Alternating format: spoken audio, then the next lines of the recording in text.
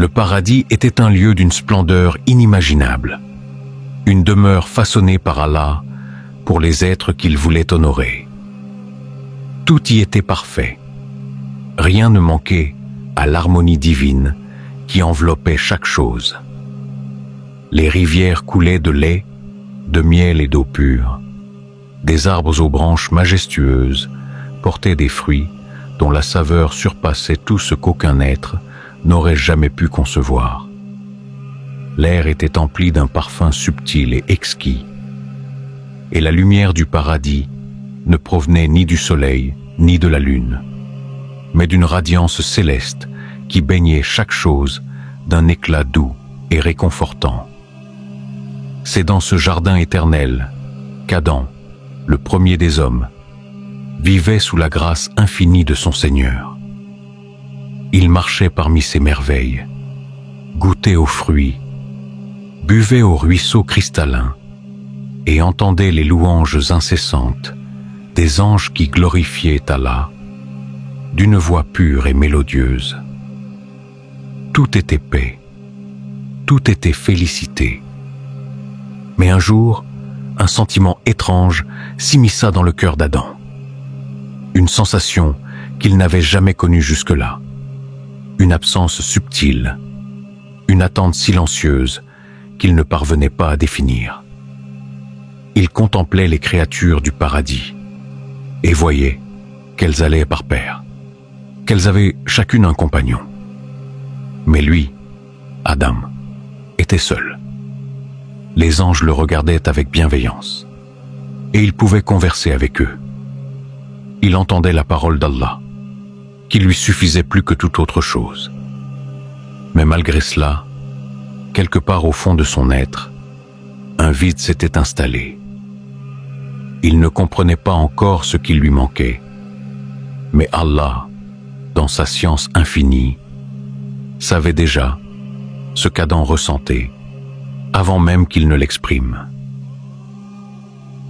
Allah voulait qu'Adam ressente d'abord cette solitude, non pas comme une épreuve, mais comme une préparation, afin qu'il mesure pleinement la grandeur du don qu'il s'apprêtait à lui accorder. Un jour, alors qu'Adam se promenait sous l'ombre bienfaisante des arbres du paradis, il ressentit une fatigue soudaine. Une torpeur l'envahit, plus douce encore qu'un repos ordinaire. Un engourdissement agréable qui l'enveloppa doucement. Ses paupières devinrent lourdes et il s'allongea sur le sol du jardin béni. Son esprit s'apaisa et pour la première fois, depuis sa création, il s'endormit. Ce sommeil n'était pas comme ceux des créatures terrestres, car dans le paradis, il n'y avait ni fatigue ni lassitude. C'était un état voulu par Allah, un moment où Adam serait plongé dans une paix profonde, afin que son décret s'accomplisse. Et c'est alors qu'Allah, dans son immense sagesse, fit naître une nouvelle merveille. D'une partie du corps d'Adam, il façonna une nouvelle création. Il ne prit pas de la terre, comme pour Adam, mais un fragment de lui-même, afin qu'il ressente envers elle une attache inébranlable, une connexion inscrite au plus profond de son essence.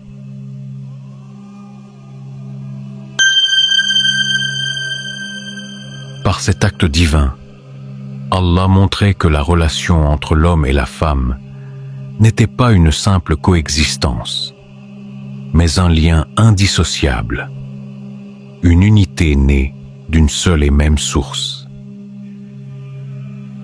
Lorsque le moment fut venu, Adam ouvrit les yeux.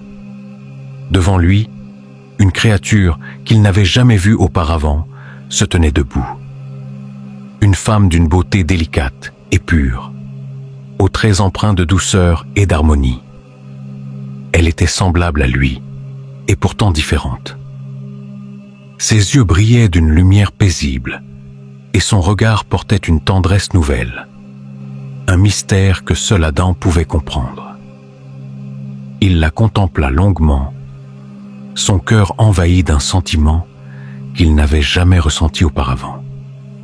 Une reconnaissance immédiate, comme s'il retrouvait une partie de lui-même qui lui avait manqué depuis toujours. Il ouvrit la bouche et posa la question qui brûlait ses lèvres. « Qui es-tu » Et Allah, exalté soit-il, répondit « Ô Adam, voici ton épouse Hawa. Je l'ai créée de toi, afin que tu trouves en elle la quiétude et l'apaisement. » À cet instant, Adam comprit. Ce vide qu'il ressentait, cette absence qu'il ne pouvait nommer, c'était elle. Hawa était celle qui complétait son existence, celle dont l'âme était liée à la sienne par un décret divin. Il ressentit une joie qu'aucune parole ne pouvait exprimer. Hawa ouvrit à son tour les yeux et découvrit, pour la première fois, la splendeur du paradis. Mais ce ne furent ni les rivières de lait, ni les jardins ornés d'or qui attirèrent d'abord son regard. Ce fut Adam. Lorsqu'elle posa les yeux sur lui, elle sut immédiatement qu'il était une partie d'elle, et elle de lui. Allah plaça entre eux un amour pur, un lien profond qui ne nécessitait ni mots, ni explication. Ils étaient deux âmes issues d'une même source, réunies par la volonté de leur Seigneur. Adam prit la main de Hawa et lui montra les merveilles du paradis. Il lui fit goûter aux fruits délicieux, l'emmena près des ruisseaux étincelants, lui révéla tout ce qu'il avait découvert avant elle. Chaque instant était un émerveillement. Les anges, témoins de cette union, glorifièrent Allah, exalté soit-il, louant sa sagesse infinie. Mais un regard sombre observait en silence Iblis, lui qui avait déjà vu Adam, honoré au-dessus de lui, lui qui avait refusé de se prosterner par orgueil, voyait maintenant Adam comblé d'un bonheur encore plus grand. Il voyait qu'Allah lui avait accordé une compagne, une présence qui rendait son existence encore plus parfaite. Et son cœur, déjà empli de haine, s'endurcit encore davantage. Il n'était plus simplement jaloux. Il était consumé par une rage froide et implacable, une tempête intérieure qui grondait en silence. Adam possédait tout ce que lui, Iblis, avait perdu à jamais. La miséricorde infinie d'Allah, les splendeurs du paradis, et maintenant une épouse, Hawa, qui complétait ce tableau de bonheur insolent. Chaque regard complice entre eux, chaque éclat de joie, était une aiguille plantée dans son âme blessée, un rappel amer de son bannissement. Iblis serra les poings. Il ne pouvait supporter cette vision. Il ne pouvait tolérer qu'Adam jouisse de cette félicité, tandis que lui était rejeté, banni à jamais de la miséricorde divine. Il savait qu'il ne pouvait pas défier directement Allah, mais il pouvait frapper autrement. Il pouvait s'attaquer à Adam et à Hawa, les priver de ce bonheur qu'il haïssait tant. Alors il patienta, ombre immobile dans les recoins du paradis. Il réprima son impatience, laissant sa colère mijoter en secret. Il les observa de loin, suivit leurs pas légers sur les sentiers dorés, étudia leur routine paisible. Il guettait la faille, l'instant précis où ils pourraient s'immiscer dans leur existence parfaite. Car il savait qu'au cœur de ce jardin, une interdiction divine pesait sur eux, une règle fragile mais cruciale. Dans ce paradis où tout leur était permis, il y avait un arbre, un seul, dont ils ne devaient pas approcher ni goûter le fruit. Allah mit en garde Adam et Hawa. Ô Adam, habite le paradis, toi et ton épouse, et mangez-en abondamment où vous le voulez. Mais n'approchez pas de cet arbre, sinon vous serez du nombre des injustes. Et là était l'arme de Shaitan, Iblis. Ainsi, Adam et Hawa vivaient dans la félicité du paradis, inconscients du danger qui rôdait autour d'eux.